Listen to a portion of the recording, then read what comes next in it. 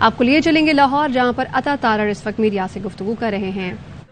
और इलेक्शन का भी मौसम है, उल्फत भाई ने खासे मूड भी मांग लिए हैं, तो बस हाजिर हुए आपके पास कि गवर्नर पंजाब ने जिस तरीके से अपने आप को कंडक्ट किया है एक आईनी कानूनी तरीक़ेकार पे, और अपनी आईनी इख्तियार को इस्तेमाल करते हुए उन्होंने एतमाद के वोट का कहा, और जब एतमाद की वोट का कहा तो उस वक्त सेशन चल रहा था। सेशन चलते हुए सेशन में अगर एतमाद की वोट का कहा जाए तो उसी सेशन के दौरान आप एतमाद का वोट लेने के पाबंद हैं। अगर सेशन नहीं चल रहा तो इजलास बुला के एतमाद का वोट लेने के पाबंद हैं। आपको 48 घंटे भी दिए गए हैं। मुझे समझ नहीं आ रही कि वजीर आला परवेज इलाही एतमाद का वोट लेने से गुरेजा क्यों हैं, और वो क्यों भाग रहे हैं एतमाद के वोट से। यानी अगर आपके पास, अब देखिए कि खुद कह रहे हैं कि हमारे पास 187 अरकान की तादाद मौजूद है। आपके ये इल्म में है कि एतमाद, और वो क्यों भाग रहे हैं एतमाद के वोट से। यानी अगर आपके पास, अब देखिए कि खुद कह रहे हैं कि हमारे पास 187 अरकान की तादाद मौजूद है। आपके ये इल्म में है कि एतमाद का वोट लेने के लिए 186 वोट दरकार हैं। एक शख्स अपने मुंह से कह रहा है कि मेरे पास 187 हैं। इसका मतलब है कि उनके पास एतमाद का वोट लेने के लिए मुजव्वज़ा अरकान की तादाद और अक्सरियत मौजूद नहीं है। अब ये बड़ी अफसोसनाक बात है कि एक राह फरार इख्तियार की जा रही है, आइन को पामाल किया जा रहा है, आइन की खिलाफ वर्जी की जा रही है।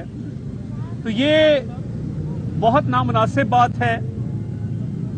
और देखिए, स्पीकर ने एक खत लिखा गवर्नर पंजाब को और एक रूलिंग दी कि आपके एतमाद का वोट का कहना जो है वो आइन और कानून के मुताबिक नहीं है।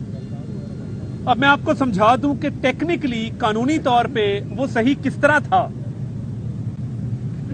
पहली बात ये कि जो रूलिंग है जो असेंबली के ज़ाब्ता से रिलेट करती है और आइन की शिक से रिलेट करती है, यानी आइन में अगर पंजाब असेंबली से मुतल्लिका कोई शिक है और वो तरीक़ेकार से मुतल्लिक है, वो प्रोसीजर से मुतल्लिक है, उस पे रूलिंग सिर्फ पॉइंट ऑफ ऑर्डर पे दी जा सकती है। अगर कोई भी member floor of the house वो खड़े होकर पॉइंट ऑफ ऑर्डर रेस करेगा तो पॉइंट ऑफ ऑर्डर के ऊपर रूलिंग दी जा सकती है। इसलिए ये आईनी कानूनी तौर पे रूलिंग गलत है।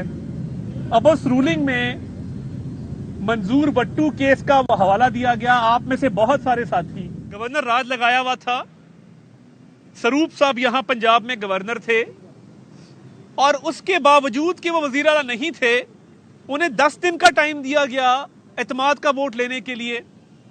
अब ये बिल्कुल एक मुख्तलिफ केस था। हमारा केस बिल्कुल मुख्तलिफ है, और उस वक्त असेंबली सेशन में नहीं थी, अरकान मौजूद नहीं थे। हुकूमत के बुलाए हुए इजलास में आप जब इजलास एडजर्न कर देते हैं जुम्मे तक, क्यों किया? आपके तो मेंबरान मौजूद हैं। हाँ, गवर्नर ने एतमाद के वोट का क्यों कहा, उसकी कानूनी वजूहात मौजूद हैं। नंबर 1, पहली कानूनी वजह यह है, आपका एक सिटिंग वजीर के साथ खुल्लम खुल्ला इख्तलाफ होता है, बात तल्ख कलामी तक पहुंचती है, आप उसको गेट आउट कह के वहां से निकाल देते हैं। अब आप सारे जानते हैं कि सरदार हसनैन बहादुर दरिशिक, वो नसरुल्लाह खान दरिशिक के साहबजादे हैं। जनूबी पंजाब की सियासत में उस खानदान का एक असर है, उनके ताल्लुक वास्ते राब्ते हैं, तो वो एक असर रखते हैं। आपने उनको काबीना से निकाल दिया, तल्ख कलामी करके निकाला। पहली वजह कि आपको एतमाद का वोट हासिल नहीं है, आपकी काबीना में लड़ाइयां हो रही हैं। नंबर 2, एक लोधरा से एमपी हैं आमिर इकबाल शाह, उनका इस्तीफा आ जाता है, एक और एमपी का इस्तीफा आता है, एमपी इस्तीफे देने शुरू कर देते हैं। उसके बाद नंबर 3, خیال کاسترو نامی ایم پی اے کو آپ نے وزیر بنایا. عمران خان صاحب نے کہا کہ مجھے تو پتہ ہی نہیں آپ نے کب اس کو وزیر بنا دیا. آپ نے اپنے اتحادی پارٹی جن کی اکثریت ہے آپ نے ان کو اعتماد میں نہیں لیا. اب پی ٹی آئی کے جو اراکین کی اکثریت ہے وہ اسمبلی کی تحلیل نہیں چاہتی. وہ کہتے ہیں ہمیں اپوزیشن بینچز پہ بیٹھنا گوارا ہے مگر اپنے نام کے ساتھ ایم پی اے کا ٹیگ ہٹوانا گوارا نہیں ہے. اب پی ٹی آئی مختلف گروپس میں بٹ چکی ہے. عمران خان صاحب کے سامنے جاتے ہیں سارے حاجی نمازی بن جاتے ہیں, کہتے ہیں خان صاحب آپ ٹھیک کہہ رہے ہیں, کیونکہ وہاں پہ اختلاف رائے کرنے کا مطلب ہے کہ وہاں پہ خان صاحب سے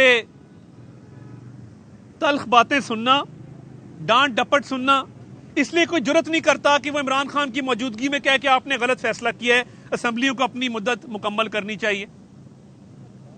اب میجورٹی ممبرز اگر نہیں چاہتے کہ اسمبلیاں تحلیل ہوں تو وہ اب گروپس میں بٹ چکے ہیں, چھوٹی چھوٹی ٹولیوں میں اپنی ڈسکشن کر رہے ہیں اور وہ اس نظریے کے ساتھ ہیں کہ ان کو ان کے حلقے کے عوام نے 5 سال کا مینڈیٹ دیا ہے اور اس مینڈیٹ کا احترام ہونا چاہیے.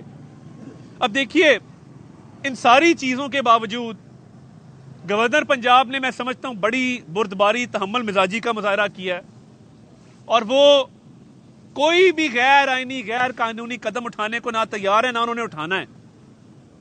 ایک ایک قدم انہوں نے قانون کے مطابق اٹھایا اور آج جو لیٹر لکھا اس کا مقصد کیا تھا؟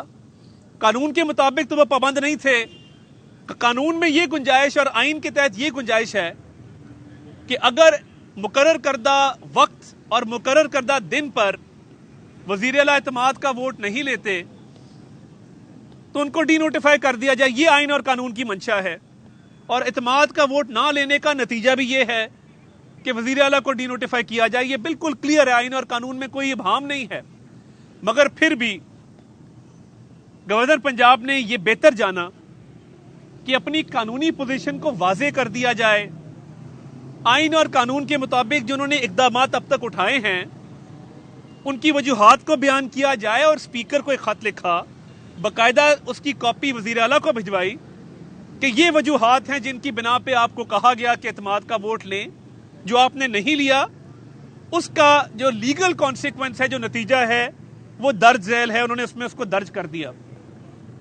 اب دیکھیے یہ گورنر پنجاب کی ثوابدید ہے کہ وہ کب آئین کی خلاف ورزی اور قانون کی خلاف ورزی کرنے پر وزیر اعلیٰ پنجاب کو ڈی نوٹیفائی کرتے ہیں, کیونکہ اس کا عملی نتیجہ یہی ہے اعتماد کا ووٹ نہ لینے کا.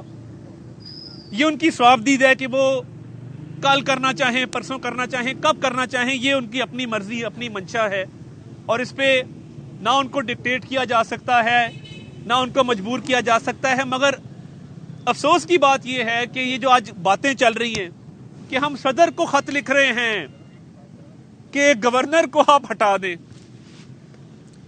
کاش فواد چودھری صاحب آپ نے قانون پڑھ لیا ہوتا.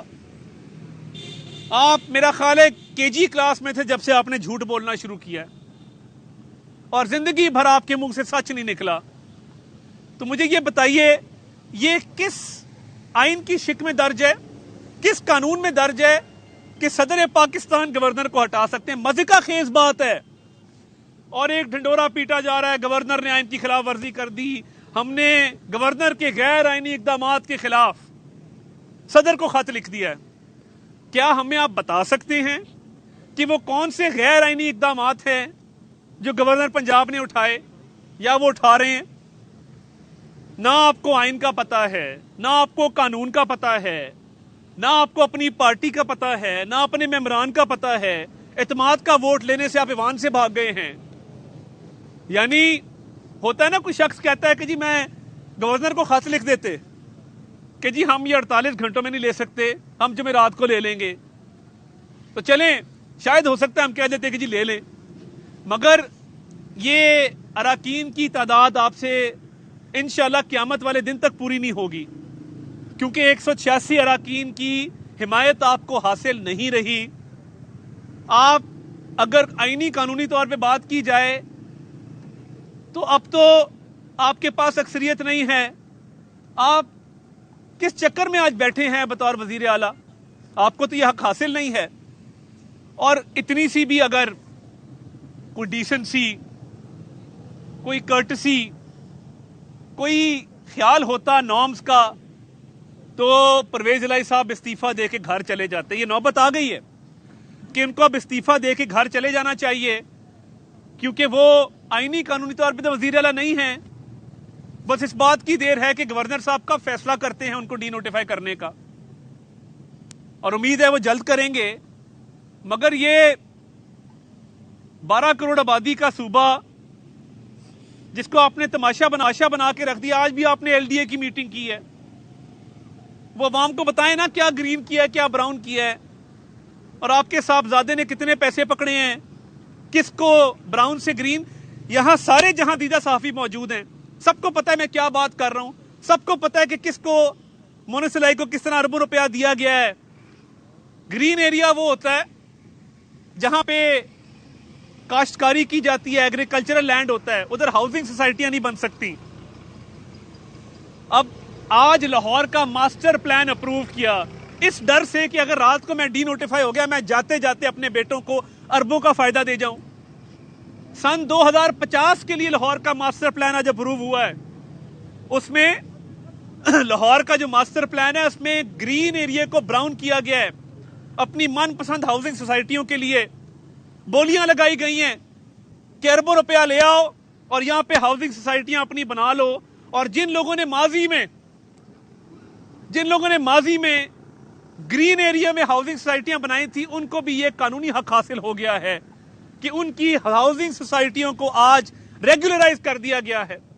और लोग बात कर रहे हैं, मैं नहीं जानता, लोग बात कर रहे हैं कि साबका खातून अव्वल का भी इसमें कुछ शेयर है, जिस वजह से इमरान खान साहब ने जुम्मे तक का टाइम दिया था असेंबलियों की तहलील के लिए. ये कारोबार और व्यापार हो रहा है कि जुम्मे तक का टाइम क्यों दिया जाता है. अपनी तरफ से वो कुछ शायद करती होंगी कि जी ये अच्छा मुहूर्त है, बुरा मुहूर्त है, मैं नहीं जानता. मगर पीछे कारोबार ये हो रहा था कि लाहौर का मास्टर प्लान अप्रूव करना था. हमें नहीं समझ इन बातों की. आपका क्या ख्याल है? जो ये मकरू धंधा हो रहा है, जो काला धन कमाया जा रहा है, आज क्यों लाहौर का मास्टर प्लान अप्रूव किया, मैं पूछना चाहता हूं. ये कोई अंधेर नगरी है, तो इसलिए हमने पहले भी बहुत बर्दाश्त किया, करेंगे. जब हमजा शहबाज शरीफ साहब का इलेक्शन रोका गया, हलफ रोका गया, काबीना को रोका गया, उसके बाद 25 वोट जो हमजा शहबाज शरीफ को डले वो गिनती में शुमार नहीं. जो 10 वोट चौधरी शुजात कहते रहे कि 10 वोट नहीं डलने, वो गिनती में शुमार हुए. हम अदालतों के सामने खड़े हुए, अदालतों के सामने सरनिगू रहे कि जो अदालतों का हुक्म था मनोअन तस्लीम किया, उस पर अमल दरामद किया. मगर अब भी हम आइन और कानून के पाबंद हैं. फवाद चौधरी और मियां अजहर का बेटा, साबका गवर्नर मियां अजहर का, जिनको मियां नवाज शरीफ ने गवर्नर बनाया था, उनका बेटा, क्या नाम है इसका, मात समथिंग, वो अगर ये बार बार कह रहे हैं कि गैर आईनी इकदाम गवर्नर ने उठाया, मेरा सवाल है कौन सा उठाया बताओ. और सदर के पास कौन सी पावर है गवर्नर को हटाने की, ये भी बता दो. और ये अरबों रुपया जो मुनस के पास जा रहा है, ये भी कौम को बताएं आके. तो बात ये है, एतमाद के वोट से आप भागे हैं, एतमाद का वोट लेने से आप गुरेजा हैं, क्योंकि आपके पास मेजॉरिटी नहीं है. तो इसलिए जलील और रुस्वा तो होंगे इंशाअल्लाह. तो बेहतर है कि रिजाइन करके घर चले जाएं. तो बाकी गवर्नर की सवाबदीद है, हम इंतजार करेंगे कि गवर्नर साहब अपना फैसला कर. जी शेरवानी साहब. भाई अभी भी अगर आप अगर शेरवानी साहब, देर रह के आए हैं गवर्नर साहब के पास, हम भी आपका बहुत वेट कर रहे हैं. आपको सारी सूरत हाल का पता भी है. आप ये बताएं कि वज़ीर आला साहब को डी नोटिफाई क्यों नहीं किया जा रहा, जिस तरह आपने इल्ज़ाम लगाया कि जुम्मे तक का टाइम दिया गया है. अगर आप टाइम दे रहे हैं तो ये भी कोई डील का हिस्सा है. देखिए पहली बात तो ये है कि गवर्नर साहब का खत लिखने का इकदाम मैं समझता हूँ एक दानिशमंदाना इकदाम था कि उन्होंने एक मौका दिया कि जी ये कानूनी लवाजमात थे, आपने पूरे नहीं किए. तो मुझे ये लगता है कि उस खत में और डी नोटिफिकेशन में उनको लगता होगा कानूनी तौर पे थोड़ा गैप होना चाहिए कि एक लेटर लिखा है, उसका रिएक्शन आए ना, पता लगे. तो गवर्नर साहब बिल्कुल गैर सियासी तौर पे एक्ट करते हैं. ही इज नॉन पार्टिजन बिल्कुल. उमर चीमा साहब ने काला धब्बा लगाया गवर्नर हाउस के ऊपर, दागदार किया गवर्नर हाउस को. मगर आप फरीन है कि बलीगो रहमान साहब अभी तक آئین اور قانون کے پابند ہیں اور وہ انشاءاللہ رہیں گے, اور وہ کوئی غیر آئینی غیر قانونی اقدام نہیں اٹھائیں گے, اور وہ سیاسی مخالفین کو بھی یہ تاثر بالکل دنیا میں نہیں دینا چاہتے کہ ان کو فوری جو ہے وہ ہم نے کوئی موقع نہیں دیا. تو وہ ایک خط لکھا ہے, اس میں قانونی بات کی ہے. کل کو یہ معاملہ عدالتوں میں بھی جائے گا, تو اس لیے وہ ہر قدم جو ہے آئین اور قانون کے مطابق اٹھا رہے ہیں. جی الفت مغل صاحب. گورنر صاحب پابند ہیں آئین پاکستان پر عمل درآمد کی.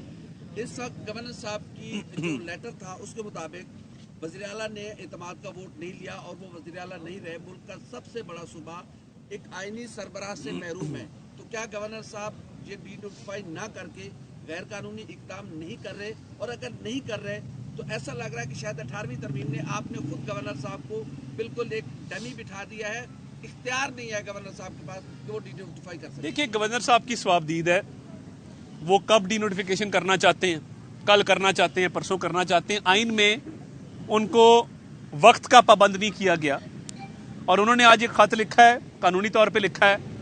آپ درست فرما رہے ہیں کہ آئینی قانونی طور پہ پرویز الہی وزیر اعلیٰ نہیں رہے, ان کو اعتماد حاصل نہیں ہے, اس لیے کہہ رہے ریزائن کر کے چلے جائیں, ورنہ گورنر صاحب کے پاس صوابدید ہے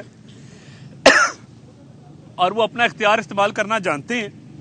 تو میں نہیں سمجھتا کہ گورنر کی بردباری, تحمل مزاجی اور جس طریقے سے وہ معاملات کو لے کے چل رہے ہیں, اس میں کوئی, مجھے نہیں لگتا کہ کوئی غیر قانونی ایسی بات ہے. وہ بالکل اپنے صوابدیدی اختیار استعمال کریں گے, مگر وہ اس کو